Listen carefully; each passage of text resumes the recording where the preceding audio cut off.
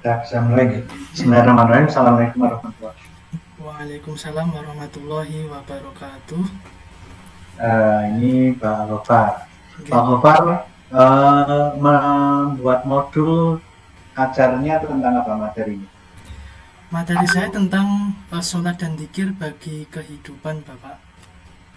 Hmm. Terus metode yang dipakai. Metode yang saya pakai yaitu adalah metode ceramah, diskusi, kemudian demonstrasi, eh, dan juga menggunakan teknologi, pedagogik, and content knowledge. Hmm. Hmm. Kemudian TPACK. TPACK ini menggunakan strategi yaitu DBL atau Differentiated Based Learning. Jadi Hmm. anak-anak nanti sesuai dengan minatnya masing-masing. Begitu, Bapak. Oke. Nah, sekarang kalau itu dibuat menjadi penelitian tindakan kelas, judulnya gimana? Oke. Untuk penelitian tindakan kelas, nanti saya membuat judulnya yaitu optimalisasi penggunaan strategi differentiated based learning untuk meningkatkan hasil belajar serta kesadaran dan kekhusyuan dalam sholat dan zikir pada materi sholat dan zikir bagi kehidupan. Begitu, Bapak. Peningkatan kekhusyuan sholat. Oke. Itu berarti ya afektif ya, Iya, Pak. bukan knowledge ya, Oh, bukan kognitif ya. kalau misalkan hasil belajar dan kekhusyuan jadinya nanti variabelnya dua nggih, Pak nggih.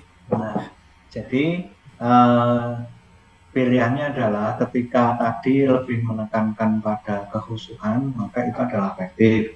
Kalau afektif nanti ngukurnya gimana? Nah, jadi masalah. Nggih. Maka PTK itu memang bisa afektif maupun psikomotor, tetapi nilainya tidak begitu tampak nih. Hanya terjadi indikator ketika yang diteliti itu adalah afektif dan psikomotor, indikator atas munculnya afeksi dan psikomotor ini harus jelas. Maka penyusunan indikator betul-betul menentukan. Tetapi kalau misalnya hasil belajar ini maknanya adalah prestasi atau nilai, maka itu mudah. Nilai kan tidak ada indikatornya. Nggih, Pak. Nah, jadi nanti tolong difikirkan ulang judul PTK-nya. Nggih, Pak. Kemudian kalau PTK-nya demikian, siklus pertama materinya apa? Siklus pertama materinya tentang makna sholat dan zikir itu sendiri. Kemudian siklus keduanya yaitu adalah eh, bacaan-bacaan yang ada dalam zikir. Kemudian siklus ketiga yaitu motivasi atau kata-kata agar bisa semangat untuk sholat dan zikir. Oh, iya, oke. Jadi prinsipnya adalah karena di dalam PPA nanti Bapak sekaligus juga melakukan penelitian tindakan kelas, Nggih. maka materi itu harus bisa disampaikan dalam minimal 3 kali pertemuan. Nggih, Pak. Nah, 3 kali pertemuan dengan metode yang sudah ditetapkan itu harusnya bagaimana. Nah, kalau tidak dirancang secara benar, nanti di lapangan akan mengalami kesulitan. Oke, itu dari sisi PTK-nya. Nggih, Pak. Nah, kemudian saya ingin bertanya tentang ini, tentang rumusan tujuan pembelajaran. Rumusan tujuan pembelajarannya gimana? Oke, tujuan pembelajarannya melalui pembelajaran diferensiasi atau differentiated based learning, anak bisa belajar sesuai dengan minatnya masing-masing.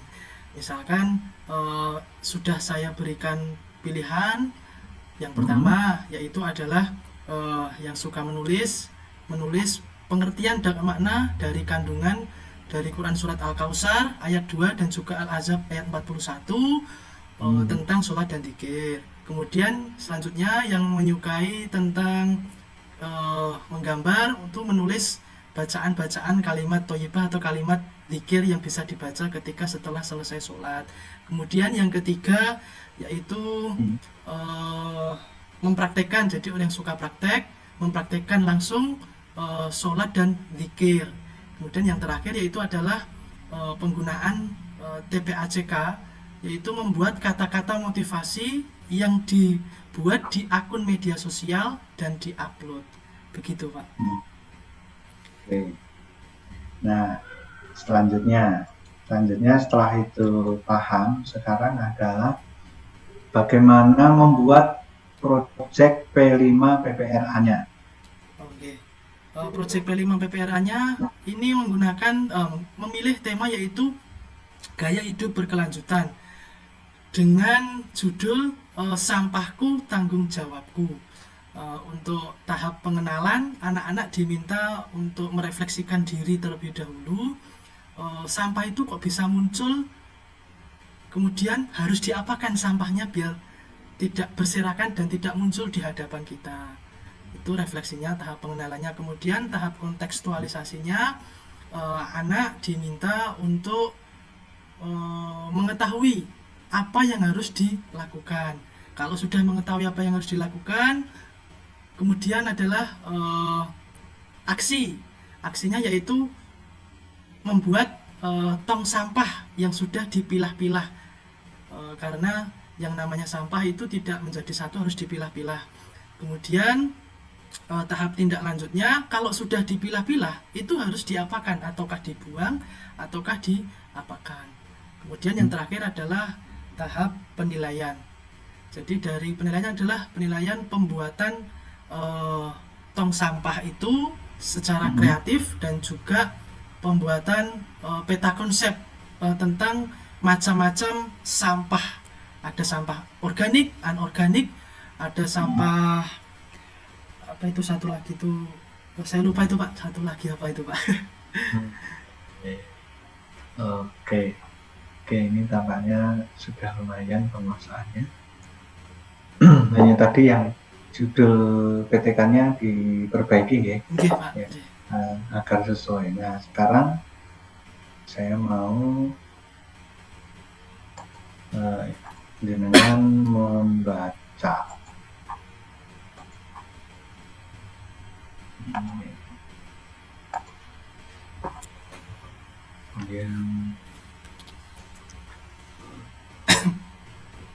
Nah ini At-Tahrim ayat 6. Oke, Pak. A'udzu billahi minasyaitonir rajim. Bismillahirrahmanirrahim. Ya ayyuhalladzina amanu qu anfusakum wa ahlikum nara وقودها الناس والحجارة عليها ملائكة غلاظ شداد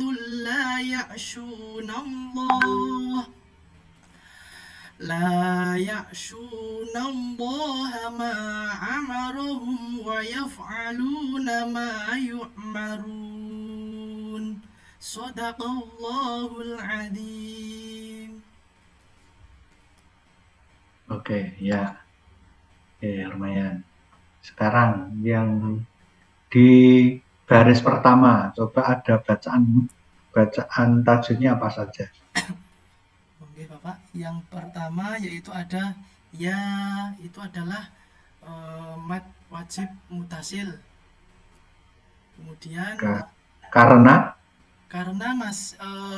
masih dalam satu kata. Kemudian yang kedua yaitu ayyuhalladzina. Alladzina itu adalah mad tabi'i, yaitu adalah kasroh bertemu dengan ya sukun.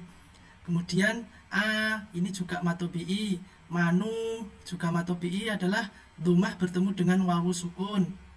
Kemudian u ini adalah mad wajib mutasil. Kemudian angfusakum ini adalah ikhfa karena non mati bertemu dengan huruf fa. Kalau malaikatun itu dibaca apa itu? Malaikatun ini mat wajib mutasil, Pak. Bedanya dengan ku angfusakum apa? Yuk. Bedanya ini terletak di dhammah, Pak, sama wawu bertemu dengan wawu sukun, kemudian bertemu dengan huruf mat. Ini masih dalam satu kata, Pak. Kalau beda kata nanti namanya mad jaiz munfasil. Kalau ya ayyuha tadi itu satu kata atau beda kata itu? Ya ayyuha. Oh, Ya. itu Nah. dua kata, Pak. makanya beda, Oke. makanya itu yang pertama tadi keliru nih. Oke, Pak. Jadi bukan mutasil nih, karena beda. Oke, silakan ini ditulis. Oh, nggih, Pak. At-Tahrim ayat 6 ini ditulis, kemudian nanti dikirimkan ke saya. Tapi sebelumnya saya minta kata-kata pemantik, pertanyaan pemantik yang bisa dibuat seperti apa? Untuk materi pembelajarannya apa, Pak? Ya. Oke. Untuk materi pembelajarannya pertanyaan pemantiknya adalah apa artinya sholat. Jadi biasanya anak-anak sholat adalah ibadah, sholat adalah tiangnya agama, kemudian sholat itu adalah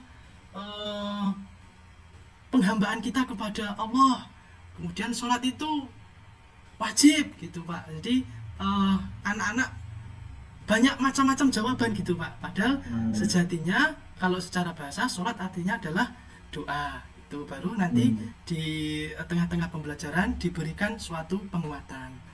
Kemudian sama apa itu zikir. Zikir itu adalah kita mengucapkan kalimat-kalimat thayyibah, mengucapkan kalimat-kalimat baik. Kemudian zikir itu adalah yang dilakukan setelah sholat, Pak. Misalkan seperti itu.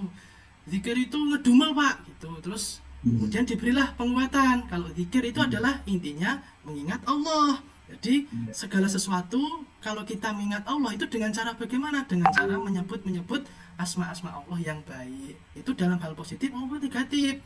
Zikir itu nggak cuma di positif saja. Misalkan anak-anak itu kalian kesandung, ya.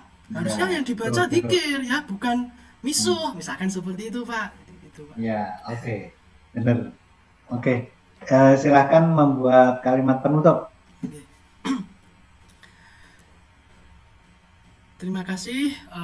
Saya M. Gofar Ismail, mahasiswa PPG dalam jabatan kategori 2, batch 2, LPTK UIN Salatiga dengan NIM 270302306778. Mengucapkan banyak terima kasih kepada Bapak Mufik selaku dosen pembimbing dan juga dosen penguji yang telah membimbing dan menguji saya. Semoga apa yang saya lakukan dapat menghasilkan hasil yang maksimal. Atas perhatiannya saya ucapkan terima kasih sebanyak-banyaknya. Demikian, Assalamualaikum warahmatullahi wabarakatuh.